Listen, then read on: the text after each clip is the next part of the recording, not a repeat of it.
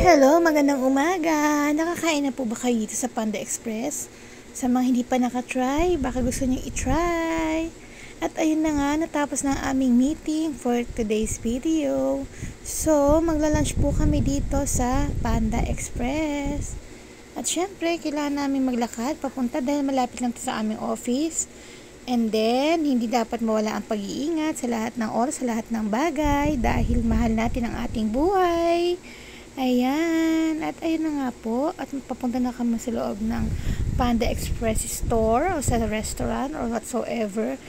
At kailangan namin pumili ng aming kakainin. Ganitong set ng mga mukhang turo-turo siya, pero social na turo-turo.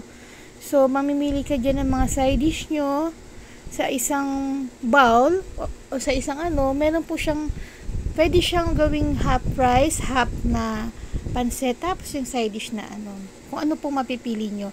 May mga, ang pinaka best seller kasi nila dito sa Panda Express, mga ay yung orange chicken. So, ayan.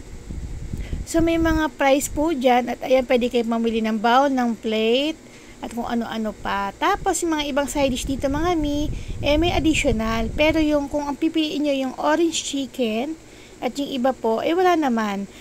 Masarap talaga dito yung orange chicken. Yun talaga yung favorite ko. Kaya lang nag-try kami ng iba namang flavor o ibang dish. Para naman matikman natin, hindi po ba? Pero para sa akin, nung natikman ko siya mga the best pa rin sa akin talaga yung orange chicken ng Panda Express. Yung sa pansit naman, okay din, masarap din.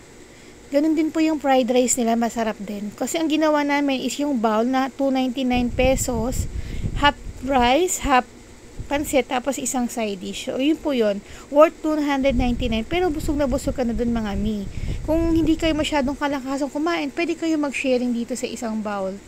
So, ayan mga kumakain na po ako kasi sobrang gutom ko na dyan. At, ito naman yung mga ino-offer nilang drinks yung locally. At meron din naman sila mga ibang soft drinks.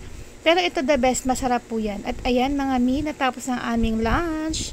At palabas po kami at babalik na kami sa aming office. Yun lang po mga thank you for watching. Bye!